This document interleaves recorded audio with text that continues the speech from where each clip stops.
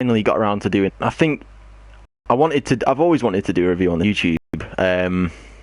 That they seem biased almost. I mean, it does annoy me when a game comes out and people are quick to sing praises about it, but I think every game deserves at least one review that's from a balanced point of view, that's not biased towards making the game sound really good. I think I've been victim of it before, where I've watched the video on YouTube and a game's looked really good because of the way someone's reviewed it, and I've gone and bought it and I've been disappointed with it. I think these days it's important for people to know what they're buying, and for them to know what they're buying, they need to have a balanced review of it that gives them all the facts they need to make an informed decision as to whether they actually want to buy it or not. I know that'd help me out, so hopefully it'll help some of you guys out. But I really wanted to get into the meat of this game, so I'm about 56% of the way through. I think it said on the home screen there. Just because I wanted to get into it and get into the flow of the game and experience what it's got to offer before I go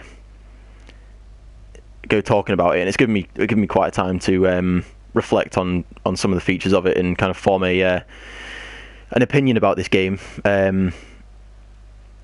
I've had it since it's come out. I think before it came out, I was really looking forward to playing it, and I've got to say, for what it is, I think it's overall it's an okay game. Really, I mean, it's well, we'll get onto some of the features about it later, but basically, as you can see, I've got a few nice cars here, so I am quite into the game now. So I think straight away we'll jump straight in and talk about the customization on this game, which is a big feature. I know it's a big selling point of this game, is the customization that's available.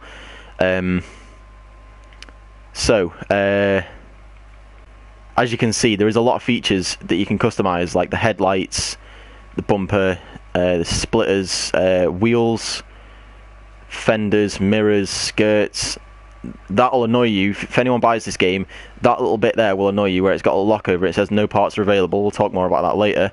But generally, on the majority of the cars, there is a lot of customization compared to other games. That's what I'm going to say, compared to a lot of other games. I think I expected it to be a bit more, given that it was a big selling point of this game, was the customization. But there is a lot of things on here that I'm really pleased with. For example, being able to stretch your tyres. I mean, it's not a revolutionary feature, but it's just a little touch that makes things seem more realistic. Because you'll see a lot of these guys that have low stanced cars that they will stretch the tyres, so they can get really good fitment on the wheels and arches.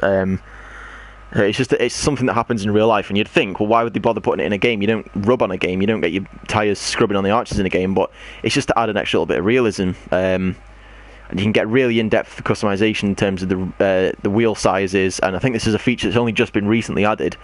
Well, the last time I was on here, it didn't have it, so brake calipers and discs, you can change them now, which is good. I think another change they've made, if we go on to the rims, primary paint, but they didn't used to have, it used to be this, like a big slider thing, and it was always weird trying to get the right colour. And the different type of finish you wanted, because it was literally just metallic smoothness and clear coats. You didn't really know which one you wanted. But now I think it's got this feature, so you can just choose individual colours instead of having to slide around and find which one you want. So I think it's little changes like that they're introducing into the game, just to kind of liven it up a little bit, which I think is good. I always appreciate it when developers seem to continuously develop a game, in terms of they'll release it, but they'll still put energy into improving it and making it better and adding more features for the players and stuff. Another feature that got me pretty excited was the adjust stance thing, because I can't really think of a game on PlayStation, a racing game, where you can the wheels and stuff like that. I know you could do camber and stuff like that on Forza, but you couldn't really like you couldn't put wheel spaces on your car or whatever. And it's all to do with sliders and stuff, in terms of change your camber from neutral and negative and things like that. Any track width, I'm guessing that's literally just wheel spaces, how far the wheels come out from the car, which is good. But one of the things, like I think that's standard ride height, and that's as low as you can go, and it literally drops it by about 10-15 millimeters, which I do appreciate that's in the game, but you know, it's not as low as I'd want my car to go. It looks like it doesn't have much clearance, but when we start driving it, you'll see that it almost raises up a little bit. Like, it looks good now, but it almost raises up more than it is here when you're actually driving it, which is a little bit annoying. So the customization, I've got to say, is good. But I've noticed that the best customization, the most amount of customization, is on the lower end cars. Like, I know this is quite a rare car in real life, but this is considered one of the lower end cars in this game, given that you can buy it for like 30 grand or something. And there's a lot of customization on this. The GTR is kind of midway between a lot of customization and not a lot, in terms of there's different body kits and things you can put on your cars. I think I'll be able to show you somewhere. Oh no, this doesn't have any body kits. So, yeah, there's different body kits and things you can put on there, but there's not a great deal of actual options outside of just putting body kits on. And then if we change to the Lamborghini, there's next to no visual upgrades for that. There's literally wheels and ride height, and that's basically it. That's all you can do without putting a different body kit on it. And I didn't want a massive shouty Liberty Walk kit on the car. I just wanted I want it to look fairly standard, but a little bit... who's this?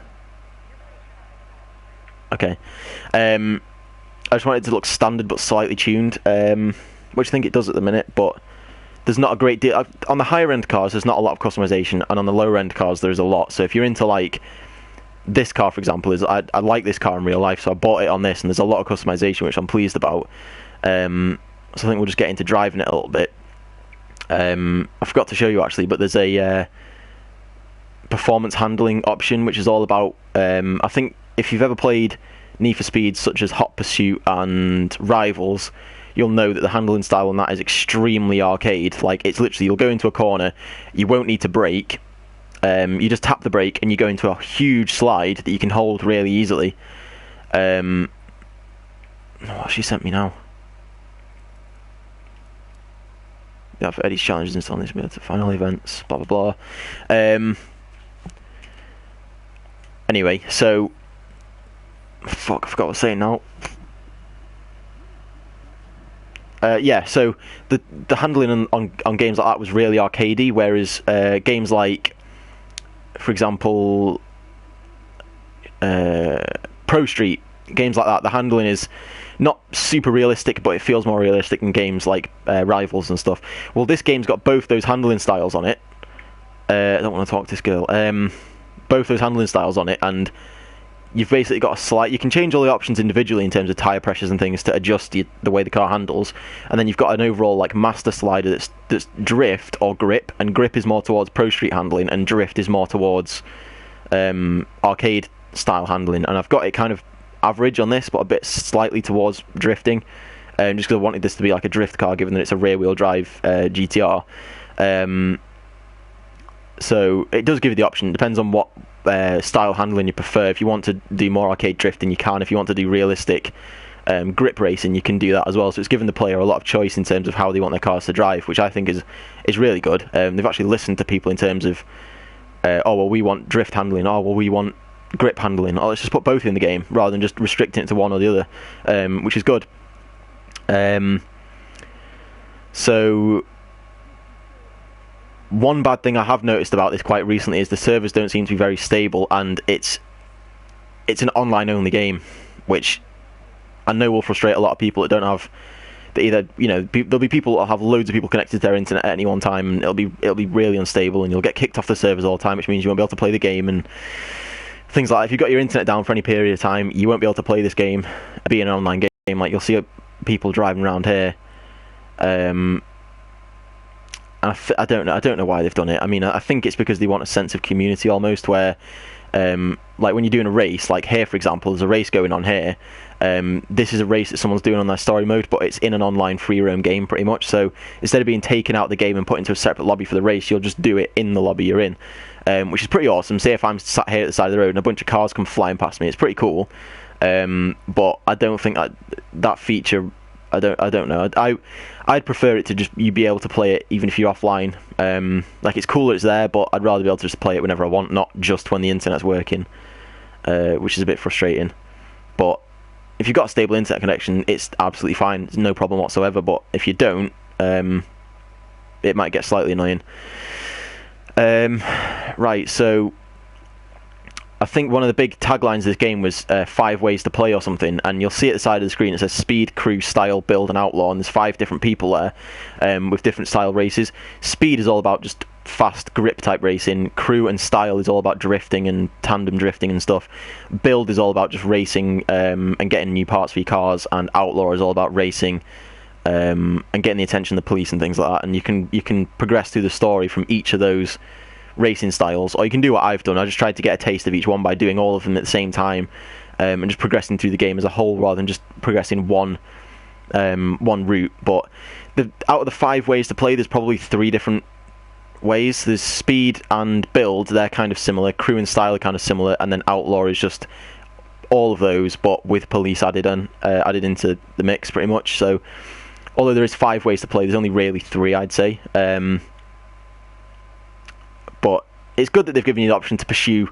If you're really into drifting, you can complete the game from just drifting. If you're really into just speed racing, you can complete the game from just speed racing. So it does give you a lot of options, and it caters to a lot of different tastes in terms of racing style and stuff. So I think that's a good feature. I think they've tried the hardest to cater for everyone in this game, which is good, because it does annoy me on some games where the drifting is terrible, because I enjoy drifting on games, and if you go into a game and you can't slide a car around, it does piss you off sometimes. There's a guy in his Porsche there. I've got to hand it to them as well. They've made the cars sound nice on this game.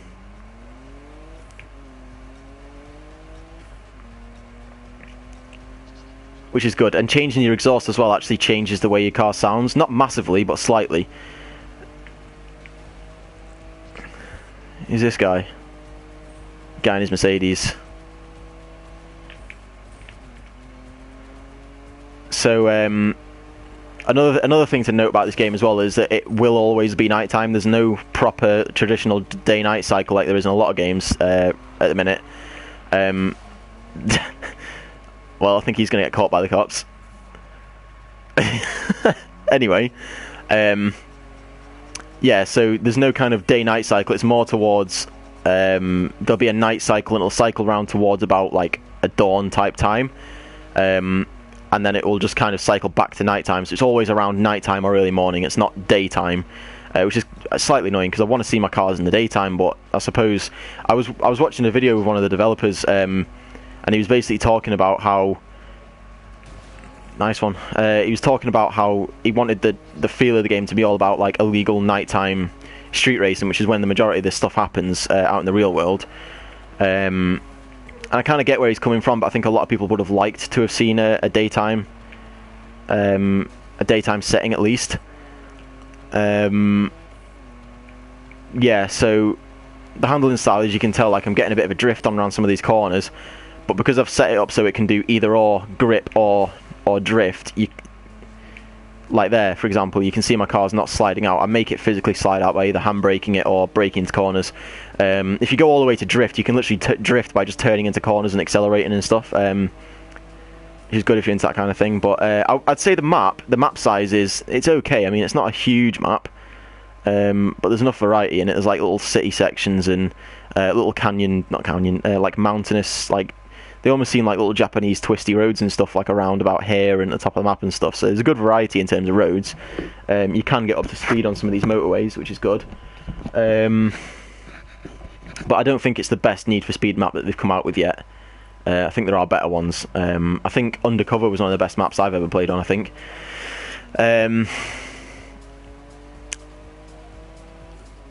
So yeah, I think it does look good though. The graphics are good. It's one of those games where I've never really noticed any frame rate issues or any lagginess at all. It seems to run perfectly fine, near enough all the time, which is good given that a lot of games that have come out this year have had serious frame rate issues, like I know Fallout and Just Cause have. So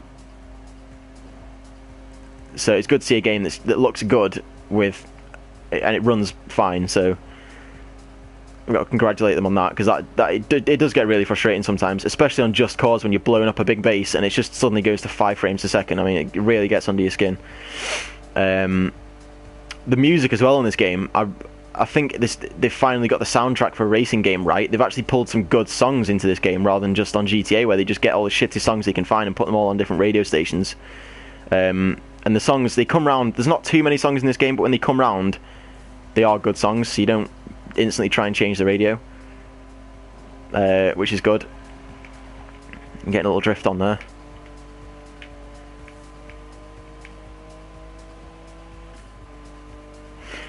And in terms of customizing the way your car performs and stuff, there is a lot of different options in terms of...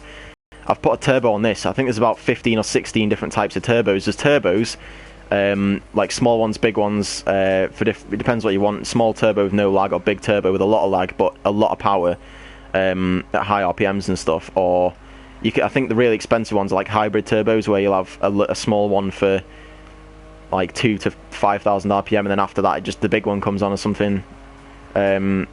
So there's different ways you can customize your cars and different options for you to do different things with it, which is good. Gives you an extra little element of choice. I think choice is a big thing on a game for me. I want to be able to do things my way, not be restricted to just like GTA, where it's like engine upgrade 1, 2, 3, 4. It's like, well, 4's better than 1. I want it to be like an actual informed decision about, I'm choosing this for this reason, not just because it's better than all the other ones. And I think they've kind of done this on this, which is good. You see what I mean about the lowering shit.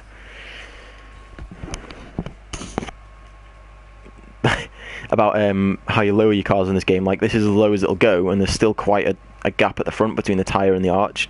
I think you might be able to see it better on the back. Like, you can see the top of the tyre almost. Let me go around here, you might be able to see it better. Yeah, there's quite a gap there, and that's as low as it'll go. And you'd expect it to be able to go a little bit lower. Like, at the front it's not too bad, but at the back it's quite noticeable. It's not a big issue, but it's just something that I would have liked to have seen, I suppose. I think overall, I've got to say I'm pleased with this game. Like, I'm not overly... I did get quite excited about this game, and I wouldn't say it was a letdown, but it didn't live up to the hype, I don't think. That's just my opinion. Other people might really enjoy this game, but I think with me it's a game that I can't really play for any more than about an hour and a half, because it just seems to run out of things to do. Like, a lot of the races are repeated. Like, you'll be able to do it on easy, and then you'll find it'll come around again on medium, and then it'll come around again on hard. So you'll find that you're doing a lot of the races the same races over and over again on different difficulties and stuff, which does get kind of frustrating. But there is a lot of different events in this game, so there is quite a lot of variety. But repetitiveness is something that's quite apparent in this game sometimes. And outside racing, there's just not a lot to do in terms of just racing around randomly. I've not really tried the multiplayer in this game, because a lot of my mates haven't got it yet. But that might be something completely different. I think playing with your friends on games like this always adds an extra little level of fun to it, because you can just mess about with them.